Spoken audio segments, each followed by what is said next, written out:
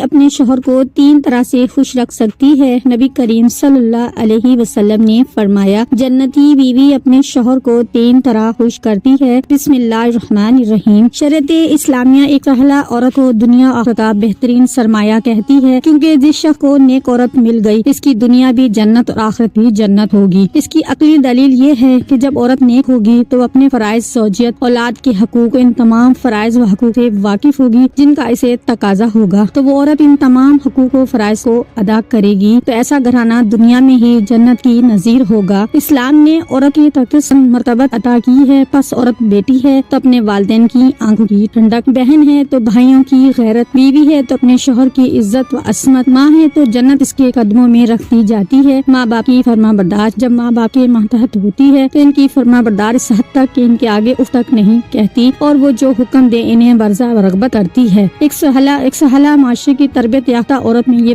وصف شامل ہوگا کہ اپنی عزت کی محافظت کرنے والی ہوگی، وہ میرا جسم میری مرضی کے نعرے کی مذمت کرنے والی ہوگی، باپردہ اور حجاب کو پسند کرے گی۔ اس عورت میں یہ وصف بھی ہوگا، اپنے شوہر کے حکم پر اطاعت گزار ہوگی، کبھی اپنے شوہر کے دکھ کا باعث نہ بنے گی۔ ابو طلحہ رضی اللہ تعالیٰ عنہ گھر سے سفر کے لیے روانہ ہونے لگے تو ان کا بیٹا گھر میں شدید علیل تھا۔ واپس آئے تو بیٹا وفات پا چکا تھا، تو ان کی اہلیہ نے سوچا کہ میرے خامد تھکے ہوئے آئیں گے تو میں آتے ہی انہیں خبر نہ دوں گی۔ ابو طلحہ آئے تو اہلیہ نے کھانا پیش کیا، انہوں نے بیٹے کے متعلق پوچھا تو فرمایا ہمارا بیٹا اب سکون میں ہے، حق کے زوجیت ادا کیے۔ رات گزر جانے کے بعد اپنے شوہر کو بتایا۔ رسول اللہ صلی اللہ علیہ وسلم کو اس عورت کا یہ عمل بہت پسند آیا۔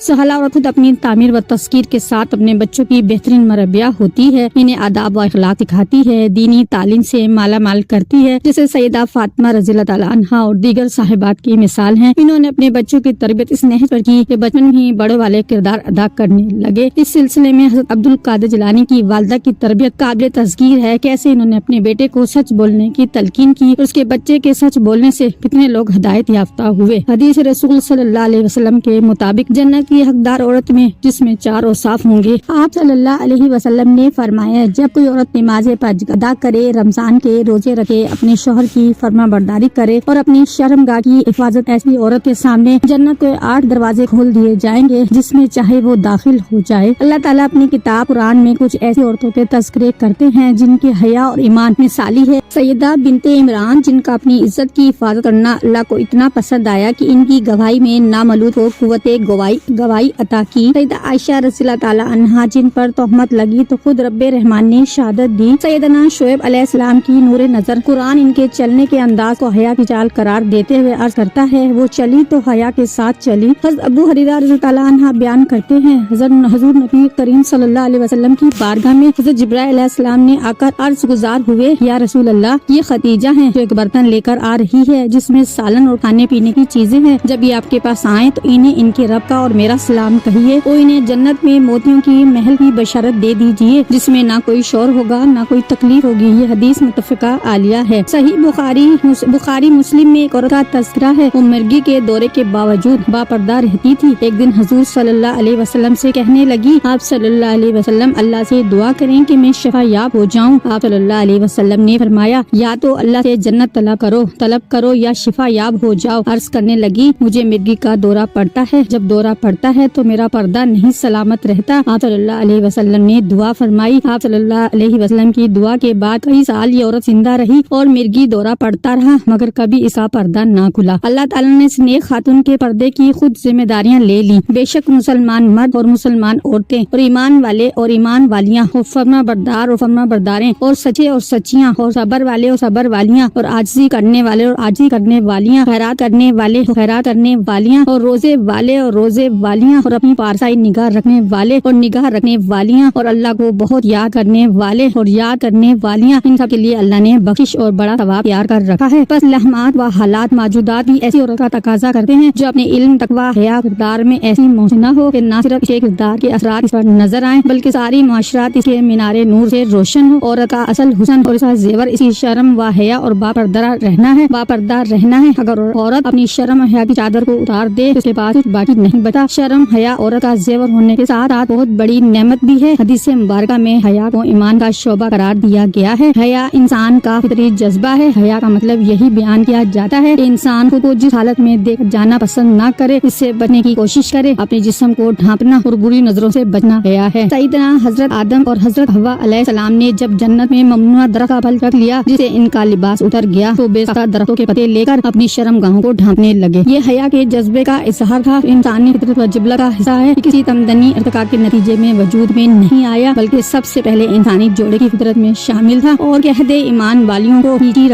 رکھیں ذرا اپنی آنکھیں، اور تھامتی رہیں اپنے سطر کو، اور نہ دکھائیں اپنے سنگار کو۔ اپنا سنگار مگر جو کھلی چیز ہے اس میں سے اور ڈال لیں، اپنی اوڑھنی اپنے گریبان پر، اور نہ کھولے اپنا سنگار مگر اپنے خامد کے آگے، یا اپنے باپ کے، یا اپنے خامد کے باپ کے، یا اپنے بیٹے کے، یا اپنے خامد کے بیٹے کے، یا اپنے بھائی کے، یا اپنے بھتیجوں کے، یا اپنے بھانجوں کے، یا اپنی عورتوں کے، یا اپنے ہاتھ کے مال کے کاروبار کرنے والوں کے، جو مرد کے کچھ غرض نہیں رکھتے، لڑکوں کے جنہوں نے ابھی نہیں پہچانا عورتوں کے بھید کو، اور نہ مارے زمین پر اپنے پاؤں کو جانا جائے جو پاتی ہیں اپنے سنگار، اور توبہ کرو اللہ کے آگے سب مل کر اے ایمان والو تاکہ تم بھلائی پاؤ۔ ایک مسلمان عورت 3 اوقات میں اللہ کے بہت قریب ہوتی ہے۔ ناظرین اس ویڈیو میں بتائیں گے وہ کون سے 3 اوقات ہیں جب ایک مسلمان عورت اللہ کے بے قریب ہوتی ہے، لیکن آئیے سب سے پہلے جان لیتے ہیں کسی نیک بخت عورت پر تہمت لگانا کیسا ہے، یعنی کسی عورت کے بارے میں ایسی جھوٹی بات کہنا جس عورت میں نہ پائی جاتی ہو، تو پھر اس کی کیا سزا ہے۔ ایک مرتبہ حضرت علی رضی اللہ تعالیٰ عنہ سے پوچھنے لگا، یا علی بتائیے وہ کون سا مرد ہے جس کی تمام عمر کی عبادت اس کے منہ پر مار دی جائے گی اور وہ بغیر حساب کتاب کے دوزخ میں جائے گا۔ بس جیسے ہی پوچھا گیا حضرت علی رضی اللہ تعالیٰ عنہ نے فرمایا، اے بندہ خدا یاد رکھنا میں نے اللہ کے رسول سے سنا ہے کہ جو مرد کسی عورت پر تہمت لگاتا ہے تو اللہ اس مرد کی ساری نیکیاں اس منہ پر دے مارتا ہے، اور اللہ کے فرشتے اس پر مسلسل لعنت بھیجا کرتے ہیں، اور یوں وہ دنیا میں رسوا ہو جاتا ہے، آخرت میں بھی کسی نیکی کا صلہ نہیں پاتا۔ وہ شخص پوچھنے لگا، یا علی کسی عورت پر تہمت لگانا اتنا بڑا گناہ کیسے ہے؟ تو حضرت علی رضی اللہ تعالیٰ عنہ نے ارشاد فرمایا، ایک کسی پر تہمت لگانا یعنی کسی کی عزت کو قتل کرنا ہے۔ یاد رکھنا اللہ کے نزدیک جیسے کسی انسان کو قتل کرنا ایک بدترین گناہ ہے، ویسے ہی کسی پر تہمت لگانا اس کی عزت و شخصیت کو قتل کر دینے کے برابر ہے۔ ایسا کبھی بھی کسی پر تہمت نہ لگانا، خاص طور پر کسی عورت کے بارے میں کوئی جھوٹی بات نہ کہنا۔ ناظرین آئیے اب جانتے ہیں کون سے 3 وقت ہوتے ہیں جب ایک مسلمان عورت اللہ کے سب سے زیادہ قریب ہوتی ہے۔ حضرت علی رضی اللہ تعالیٰ عنہ سے پوچھا گیا کہ اللہ کے سب سے نزدیک کون ہے؟ بس جیسے ہی یہ پوچھا گیا حضرت علی رضی اللہ تعالیٰ عنہ نے فرمایا، اے بندہ خدا اللہ کے سب سے زیادہ قریب وہ عورت ہے جو اللہ کے لیے نامحرم سے پردہ کرتی ہے۔ اے بندے یاد رکھنا کہ اللہ سبحانہ تعالیٰ نے عورت کو رحمت کا مجسمہ بنایا ہے تاکہ وہ گھر کو اللہ کی رحمت سے بھر دے۔ میں نے اللہ کے رسول سے سنا ہے اللہ نے ہر عورت کے لیے ایک رشتہ مقرر کیا تاکہ وہ عورت کے دل کی آواز کو سنے اور فوراً سی دعا کو اللہ کے دربار میں پہنچا دے، لیکن افسوس تو یہ ہے جب ایک عورت بے پردگی اختیار کر کے زندگی گزارتی ہے تو فرشتے اللہ کی رحمت عورت سے دور ہو جاتی ہے اور یوں عورت دکھ تکلیف کا شکار ہو جاتی ہے۔ اے بندے خدا یاد رکھنا کبھی بھی کسی باپردہ عورت کا دل نہ دکھانا، کیونکہ نیک عورت کی بددعا آسمانوں کو چیرتی ہوئی اللہ کی رضا بن کر کائنات میں نافذ ہو جاتی ہے۔ ناظرین حضرت علی رضی اللہ تعالیٰ عنہ کے فرمان سے ثابت ہے کہ عورت جب باپردہ حالت میں ہوتی ہے تو اللہ کے بے حد قریب ہوتی ہے۔ ناظرین اکرام ایک عورت کا اللہ کے قریب ہونے کا دوسرا وقت وہ ہوتا ہے جب وہ پردے کی حالت میں رہتے ہوئے اپنے گھر کے اندر نماز ادا کرتی ہے۔ ایک مرتبہ ام حمیدہ رضی اللہ تعالیٰ عنہا رسول اللہ صلی اللہ علیہ وسلم کے پاس آئیں اور کہتی ہیں، یا رسول اللہ صلی اللہ علیہ وسلم میرا جی چاہتا ہے میں آپ کے ساتھ نماز پڑھوں، سوچے اسے بڑی کوئی اور تمنا یا اسے بڑی کوئی خواہش ہو سکتی ہے رسول اللہ صلی اللہ علیہ وسلم کی امامت میں نماز پڑھنے کا موقع مل جائے، اس سے بڑا بھی کوئی خوش نصیب ہو سکتا ہے۔ رسول اللہ صلی اللہ علیہ وسلم نے فرمایا، میں جانتا ہوں تم میرے ساتھ نماز پڑھنے کو پسند کرتی ہو، لیکن رسول اللہ صلی اللہ علیہ وسلم نے فرمایا جو تم اپنے دار میں یعنی اپنے گھر میں نماز پڑھو گی اور وہ کسی مسجد میں جا کر پڑھی جانے والی نماز سے بہتر ہے۔ رسول اللہ صلی اللہ علیہ وسلم نے فرمایا، چونکہ جو عورت نماز پڑھے گی وہ سب سے بہتر ہوگی۔ ام حمیدہ رضی اللہ تعالیٰ عنہا نے جب یہ بات سنی وہ واپس چلی گئی۔ انہوں نے اپنے گھر کے کونے میں نماز کی جگہ مخصص کی جہاں اندھیرا تھا، جہاں کسی کی نظر بھی نہیں پہنچتی تھی۔ رسول اللہ صلی اللہ علیہ وسلم کی صحابیہ بھی وہاں پر نماز پڑھا کرتی، یہاں تک کہ اپنے رب کے پاس چلی گئی۔ ناظرین ثابت ہوا جب ایک عورت اپنے گھر کے کمرے کے اندر حضور سجدہ ریز ہوتی ہے تو اس وقت وہ سب سے زیادہ اللہ کے قریب ہوتی ہے، پھر وہ جو بھی مانگے اللہ عطا کرتا ہے۔ ناظرین ایک مرتبہ حضرت موسیٰ علیہ السلام نے اللہ سبحانہ تعالیٰ سے پوچھا، خالق و مالک مجھے یہ بتا اس وقت میں نے اس موجودہ دور میں تجھے سب سے زیادہ عزیز کون ہے؟ اللہ تبارک تعالیٰ نے جواب دیا، اے موسیٰ اگر دیکھنا چاہتے ہو مجھے عزیز کون ہے جاؤ کنعان کے ایک گاؤں میں، وہاں ایک عورت رہتی ہے اس کا نام دیال ہے، وہ اس وقت مجھے سب سے زیادہ عزیز ہے۔ حضرت موسیٰ علیہ السلام کے دل میں یہ بات پیدا ہوئی، میں بھی اللہ کے عزیز बंदी की ज़ियारत करूं, देखूं आखिर वो कौन है और ऐसे कौन से अमल करती है। हजरत मूसा अलैहिस्सलाम चलते रहे, बढ़ते रहे, इस गांव को पहुंचे। क्या देखते हैं एक टूटा हुआ घर है। उस टूटे हुए घर में एक औरत रहती है जिसके ना हाथ हैं, ना पाँव हैं, ना ही आंखें हैं, ना ही कान, सिर्फ एक ज़बान है जो अल्लाह सुब्हान ताला का शुक्र अदा कर रही है। हजरत मूसा अलैहिस्सलाम ने देखा और दिल ही दिल में कहा, ऐ मेरे पाक परवरदिगार, तूने इस औरत को किसी नेमत से नहीं नवाजा, फिर भी ये तेरा शुक्र अदा कर रही है। बस हजरत मूसा अलैहिस्सलाम का ये सोच रहा था कि वो औरत कहने लगी, ऐ मूसा, तू अल्लाह का नबी होगा, अल्लाह के लिए ये ना कहो कि अल्लाह ने मुझे कुछ नहीं दिया। अल्लाह ने मुझे जो कुछ दिया है मैं तो इसका शुक्र अदा नहीं कर सकती। तो हजरत मूसा अलैहिस्सलाम ने पूछा, वो कैसे? तो औरत कहने लगी, ऐ मूसा, अगर अल्लाह मुझे कदम देता और इन कदमों से चलकर बाहर जाती तो यकीनन गुनाह करती, लेकिन अल्लाह मुझे अजीज रखता है, इसलिए ने ऐसे तमाम गुनाहों से बचा लिया। अगर मुझे हाथ देता तो शायद कि मैं अल्लाह की मखलूक पर जुल्म करती, तो अल्लाह ने मुझे इन गुनाहों से बचा लिया। अगर आंखें देता शायद नामहरमों को देखती, तो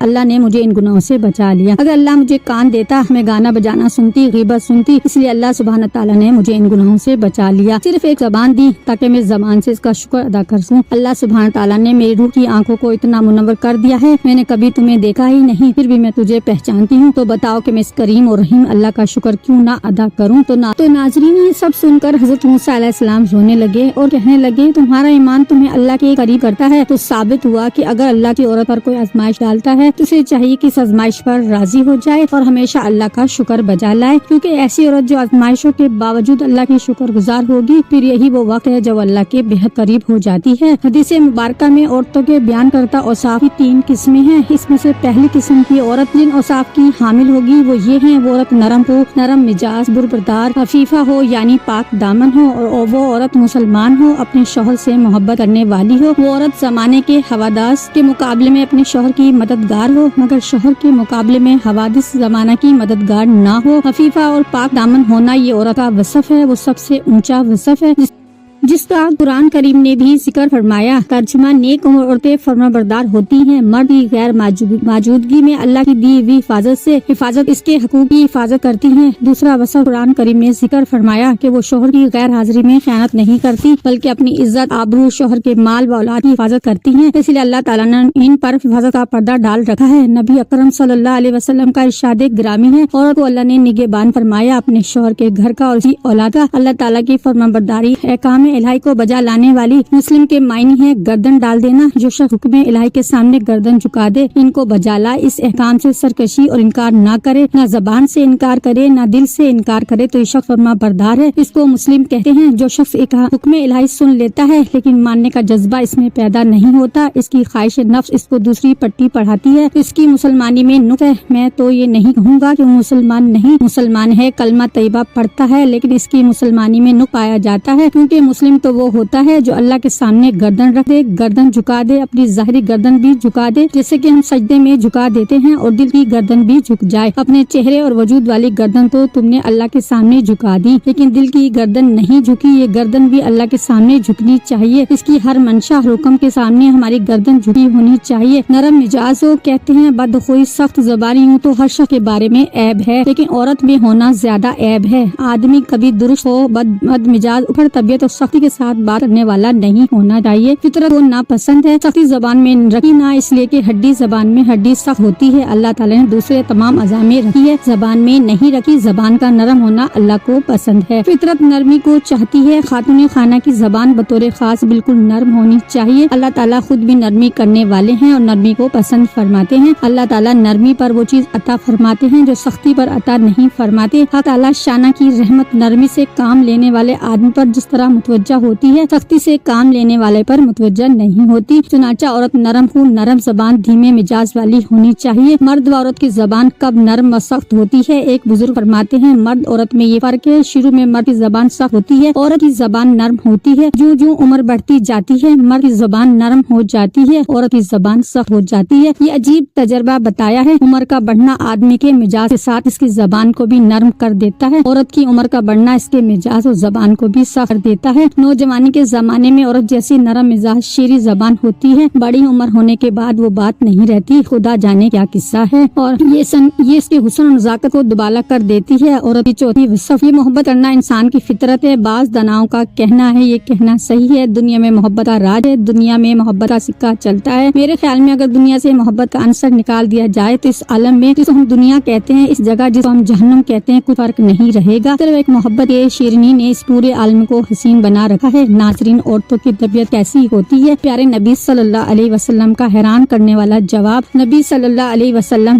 کریم صلی اللہ علیہ وسلم نے ارشاد فرمایا، شوہر کو چاہیے بیوی کے ساتھ درگزر کا معاملہ کرے۔ عورتیں اگر ناقص العقل ہیں تو کامل عقل ہیں، ان کے ساتھ درگزر کا معاملہ کر لیا کرو۔ نبی کریم صلی اللہ علیہ وسلم نے ارشاد فرمایا، عورتوں کا کوئی حال نہیں، ان کے بغیر صبر نہیں ہوتا۔ جو نرم ہوتا ہے اس پر غالب آ جاتی ہیں، جو سخت طبیعت کا ہوتا ہے اس کے اوپر غالب آ جاتا ہے۔ نبی پاک صلی اللہ علیہ وسلم نے ارشاد فرمایا، میں چاہتا ہوں میں نرم مزاج نہ ہوں اگر میں مغلوب ہو جاؤں، میں نہیں چاہتا میں سخت طبیعت کا بن کر غالب آؤں۔ اللہ کے محبوب صلی اللہ علیہ وسلم نے کیا انوکھی بات سنائی کہ گھر کے اندر بندے کو کتنا رحیم و کریم ہونا چاہیے۔ اللہ تبارک تعالیٰ سے دعا ہے نیکی کی بات کو سننے اور سمجھنے اور اس پر عمل کرنے کی طاقت و توفیق عطا فرمائے، آمین رب العالمین۔ ناظرین، کمنٹ باکس میں اللہ تعالیٰ کے 99 ناموں میں سے ایک نام ضرور ٹائپ کریں۔